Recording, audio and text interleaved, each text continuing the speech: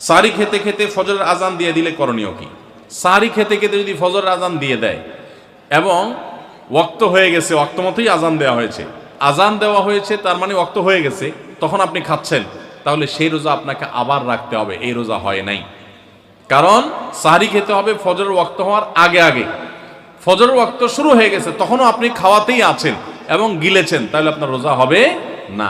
যদি এমন হয় যে ওয়াক্ত হচ্ছে তার আগ মুহূর্তে খেয়েছেন, এখন মুখে খাবার আছে, খান নাই, নিয়েছেন খাওয়ার জন্য, বাকি ওয়াক্ত হয়েছে বা আজান হয়েছে দেখে আপনি ফেলে দিয়েছেন, তাহলে রোজা হতে পারে।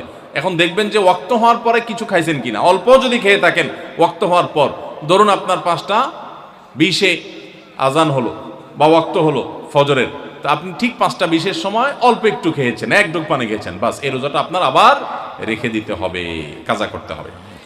আমরা অনেকে যদি সাহরি খাইতে না পারি তাহলে আর ওই দিন রোজা রাখি না। অনেক লোক আছে বলে যে আজকে সাহরি খাইতে পারি না, এই জন্য রোজা রাখি না। তো সাহরি না খাইতে পারলে রোজা রাখবেন না কেন? সাহরি খাওয়াটা সুন্নত আর রোজা রাখাটা ফরজ।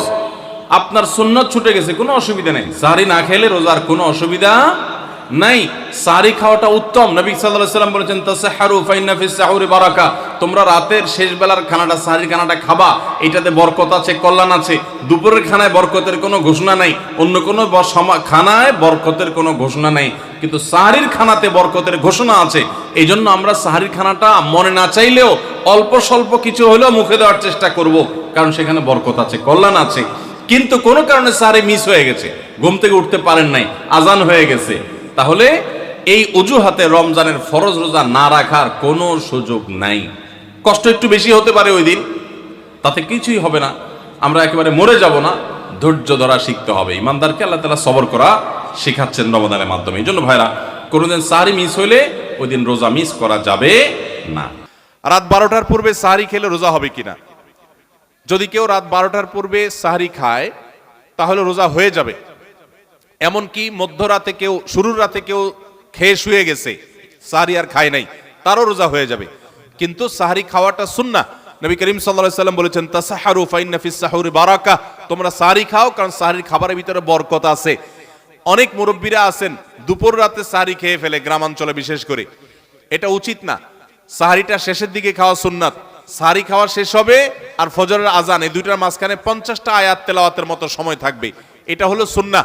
অতএব সাহরিটা দেরিতে খাওয়া ভালো। কিন্তু যদি কেউ আগে খেয়ে ফেলে, রাত 12টার আগে খেয়ে ফেলে, রোজা হয়ে যাবে, সুন্নতের খেলাফ হবে।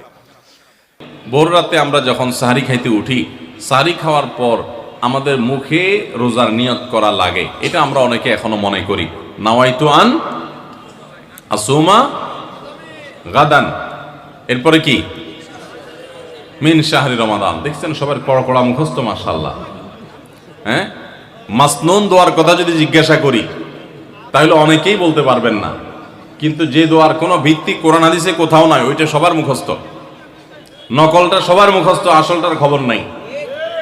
রমজান মাসে বা রমজানের বাইরে কোনো সময় রোজার নিয়ত মুখে উচ্চারণ করা, এই যে নাওয়াইতু আন আসুমা গাদান মিন শাহরি রমাদান, আরো কি কি আছে, এরকম কোন দোয়া পড়ার কথা কোরআন কিংবা হাদিসে কোনো নির্দেশ আমাদেরকে দেওয়া হয় নাই। আপনি সাহরি খাইতে উঠছেন কি জন্য?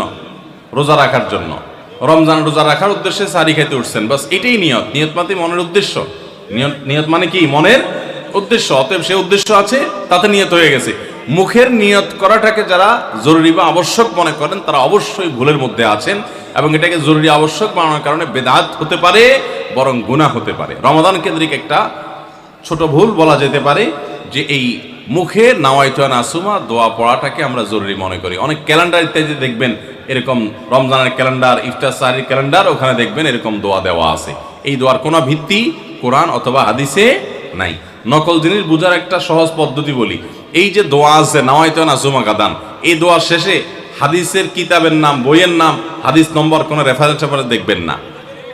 বুঝতে পেরেছেন? এটা হলো মেড ইন জিনজিরা জিনিস, আইটেম যেরকম দেখেন না, ওই রকম। আমরা বেশিরভাগ মানুষ, শতকরা হয়তো 90%-এরও বেশি মানুষ, আমরা যারা রোজা রাখি, আমরা শুধুমাত্র পেটের রোজা করি। রোজাটা শুধু পেটের না ভাই, রোজাটা পুরো বডির, রোজাটা পুরো শরীরের, মাথা থেকে পা পর্যন্ত শরীরের প্রত্যেকটা অঙ্গের রোজা আছে।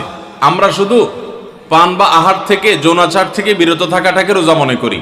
আপনি চোখ দিয়ে মোবাইলে হারাম জিনিস দেখলেন, যেই মেয়েকে দেখা আপনার জন্য অ্যালাউড না, আপনি তার ছবি দেখলেন, ভিডিও দেখলেন, সেটা নাটকের নামে, সিনেমার নামে, কোনো ভিডিওতে, কোনো শর্ট ভিডিওতে, টিকটকে, কোনো জায়গায় আপনি দেখলেন, আপনি অনলাইনে অফলাইনে দেখলেন, তাহলে আপনার চোখের রোজা নষ্ট হলো। আপনার হাতের রোজা নষ্ট হবে যদি হাত দিয়ে কোনো গুনাহের কাজ করেন। পাও দিয়ে যদি কোনো অন্যায়ের পথে যান, পায়ের রোজা নষ্ট হবে। কান দিয়ে যদি আপনি মিউজিক শুনেন, আপনি গান শুনেন মিউজিক সহ, আপনি হারাম কিছু শুনেন, গীবত শিকায়াত শুনেন, তাহলে সেক্ষেত্রে কানের রোজা নষ্ট হবে। ঠিক একইভাবে আপনি মুখ দিয়ে খারাপ কোনো কথা বললেন, কটু কোনো কথা বললেন, গালিগালাজ করলেন, কারোর সাথে ঝগড়াঝাটি করলেন, তাহলে আপনার মুখের রোজা নষ্ট হবে। পুরো শরীরের প্রত্যেকটা অঙ্গ প্রত্যঙ্গের রোজা আছে। আমাদের রোজার দুইটা দিক, একটা হলো রোজার বডি, একটা হলো রোজার স্ট্রাকচার, আর একটা রোজার ফিনিশিং। স্ট্রাকচারটা দাঁড়াবে আপনি সবে সাদিক থেকে নিয়ে, সাহারি থেকে নিয়ে ইফতারি পর্যন্ত আপনি কিছু পান করলেন না, আহার করলেন না, এবং যৌনাচার থেকে বিরত থাকলেন, বৈধ সেটা থেকেও বিরত থাকলেন, তাহলে আপনার রোজার স্ট্রাকচারটা দাঁড়িয়ে গেল। কিন্তু এই রোজা বা সিয়ামের ফিনিশিংটা হবে তখন যখন আপনার মাথা থেকে পা পর্যন্ত শরীরের প্রত্যেকটা অঙ্গ প্রত্যঙ্গের রোজা রাখবেন। শরীরের প্রত্যেকটা অঙ্গ প্রত্যঙ্গকে যখন আপনি গুনাহ থেকে বাঁচাবেন, তখন আপনার রোজাটা পূর্ণতা পাবে। নবী করিম সাল্লাল্লাহু আলাইহি সাল্লাম বলেছেন, বুখারীর হাদিস, মাল্লাম ইয়াদা কাওলা যুরি ওয়াল আমাল বি ওয়াল জাহল ফালাইসা লিল্লাহি হাজা আন ইয়াদা তাআমাহু ওয়া শারাবা। যে ব্যক্তি রোজা রেখে মিথ্যা কথা বাদ দিল না, রোজা রাখছে আবার মিথ্যা কথা বলে, আবার যে ব্যক্তি মিথ্যা কাজ, প্রতারণা, 2 নম্বরই এই সমস্ত বাদ দিল না রোজা রেখে, যে ব্যক্তি মূর্খতা সুলভ কাজ করলো, এই ব্যক্তি রোজা রাখে উপবাস থাকায় আল্লাহর কোনো ঠেকা পড়ে নাই, অর্থাৎ তার নিজের কোনো লাভ হয় না, তাহলে এটা উপোস থাকা ছাড়া আর কি। ঠিক একইভাবে নবী করিম সাল্লাল্লাহু আলাইহি ওয়াসাল্লাম বলেছেন, কোন ব্যক্তি রোজাদার অবস্থায়